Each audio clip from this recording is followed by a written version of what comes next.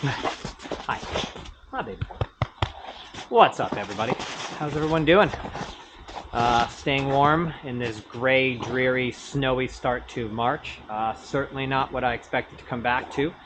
My wife Chris and I had a wonderful month down in Florida. We try and snowbird down there for a little bit of time each winter. And typically February is a real lemon for dog training outside. So the last couple of years I've closed for February. And what do you know? I heard that we had some days where it was like 5-6 degrees back here in Hamilton. Oh well, what can you do? We came back and now it's snowed and we've been shoveling out for days. But, you know, spring is on the horizon and better days are ahead. And I'm now back to business and helping people with their dogs again. Lots of people contacting me with puppies and new adopted dogs and things like that. So I thought what I would chat about in the video today was the cost of dog ownership. And I don't know how many people really consider what it costs like annually to own a dog. And then, you know, maybe you want to get a friend for your dog. Well, the expense is going up and we have 3 dogs. So let's talk a little bit about what it costs to own a dog. Well, I decided to bring us inside where it's a little warmer and we can really have a proper chat. And when I say chat, I really mean a chat because I don't script any of my videos. I have an idea of what I want to talk about. Like when I do a video walking down the street or a video like this, even with the information I want to give you today, I haven't scripted this. I haven't really like I'm going off of my experience from all the years of dog training and all the years of owning dogs. I'm just going through experience as if you were somebody that I met on the street and you said, hey, can you tell me a little bit about what it costs to own a dog? Sure. So keep in mind, this is off the top of my head. And a lot of the examples I'm going to give you are examples that are specific to my life with our dogs and owning 3 dogs.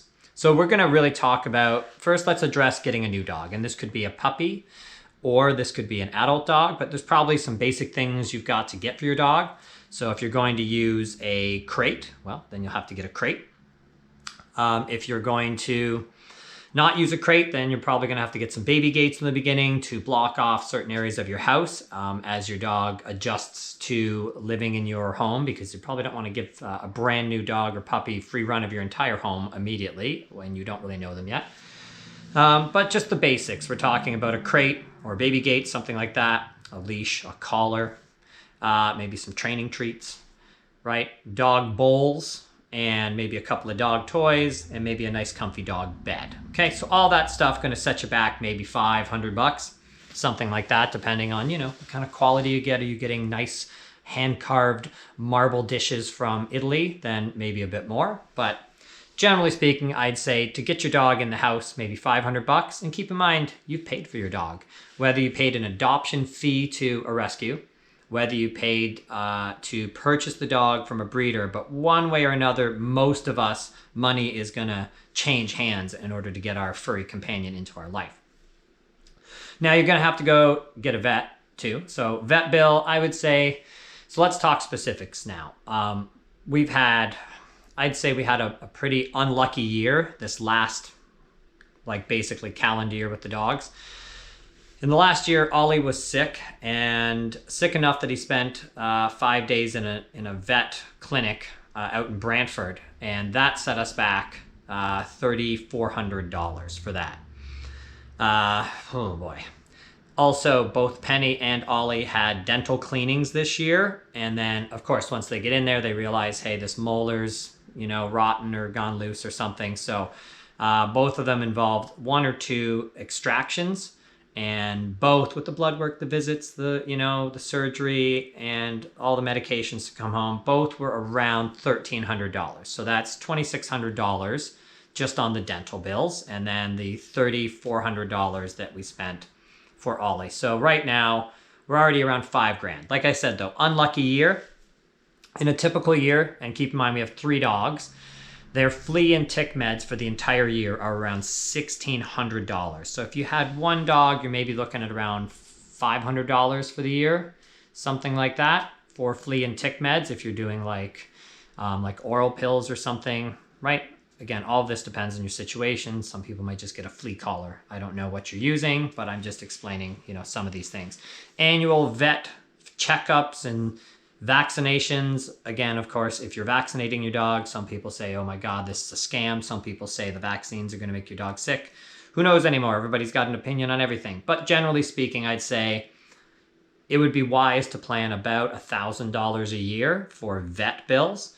And I don't even want to get into vet insurance too much. We had it. It didn't work for us. We spent a lot of money and then they didn't have our backs. And I know somebody's out there saying, well, you had a bad company then. This was a major company. It just didn't work for us.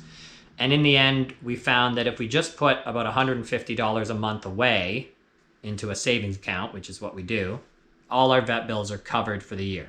Now, we had a couple of years where we were doing that and nothing negative happened. We had no incidents with the dog. So when Ollie got sick and these 2 dental surgeries, actually we were okay because we had saved that money up. So you could look at it like we're our own vet insurance. We put, instead of giving the insurance company the $150 or whatever a month, we just put it into a bank account and we've actually made out better than buying pet insurance. But vet's going to be a big fee. Then you've got food. You've got to decide, am I feeding kibble? Am I feeding like canned food? Am I going to home cook meals for my dogs? Are we feeding raw? Now, I haven't posted a video about food in a long time, but if you look way back in the old playlist, you'll see that our dogs were on raw for many years, up until about a year and a half ago. So last year we had some issues when we traveled to Florida. We had issues finding the raw food. And because we had to buy it in such small amounts because we were keeping it in our little like van fridge, in our camper van fridge, we ended up paying around $45 a day, I think, in raw food to feed the dogs. Like it was too much money. The dogs got sick in Florida. They had diarrhea, and we're not sure if that's because our little van fridge does not always work as well as it should. But anyway, that trip alone cost us another $1,000 in vet fees. Dogs are fine, obviously, but after that we decided that raw is just not working for us because we travel a lot throughout the year and we want to just keep the dogs on a consistent food, so we've gone back to kibble. Raw is going to be the most expensive food for sure. Kibble, depending on what you pay. So we're only paying about $100 less a month because of the kibble that we use. So we buy Wellness Core Raw Rev. So it's, the bag's around 75%. Really high-end kibble, low grain, no fillers. And then there's a whole, 25% of the bag is dehydrated raw. That's why they call it Raw Rev. So we still wanted to try and give our dogs as much of the benefit as we could. And then I buy a bag of meal mixers, which is just this bag of raw, dehydrated raw, freeze-dried raw. And I pour that in and I mix that in for the bag of food that we feed. And we go through about a bag and a half a month. And we're looking at around $250 a month, I would say, for kibble, something like that, 200, where we were around $300 to $350 for raw. So raw is certainly the most expensive, especially right now with inflation. And you got to consider with raw, if you're paying, if you're buying it packaged, already portioned, it's a huge expense. The companies really charge you to portion it out. If you want to buy it in bulk and portion it out yourself, then you're looking at about 3 or 4 hours a month, because we used to do that. So, we're not even talking about the time investment in your dog, how much time you're going to spend training and walking and doing all these things, bonding with your dog, right? And on that note, training. So I think, obviously as a dog trainer, I think that everybody should have some level of training with their dog, do some sort of training, just some basic obedience, so that their dog has some rules and structure and understands some basic commands. You can communicate with your dog more effectively and live a more harmonious life with your dog.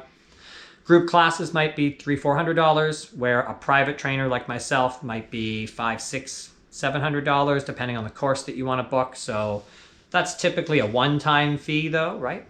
But you're starting to see all these bills between the vet and the food and just the stuff that you need. We replace the beds every year, so we spend about $200 on dog beds a year, because we, after a year they get a little ratty from being washed and they get all sort of squished down. Things like jackets for the winter if your dog is a short-coated breed, right? Paw wax that we use on the dogs in the winter. dog toys that we go through, all that kind of stuff. Just buying treats for the dogs, like chicken necks and stuff like that, duck feet, right? Like all of that builds up.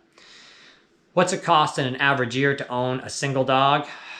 I don't know. I don't know what the estimate would be. I would say if you're lucky and you only have 2 basic vet visits and you don't have a lot of vaccines due that year, and this was a year that you didn't buy a crate, like your dog's full grown, you're either not using the crate or the crate's been the same size and the same crate for some time, and you're just buying food. So like, to give you some examples, for a single dog, we'd probably spend, let's say maybe $1,000 a year, $1,500 a year on food, maybe just over $100 a month on food.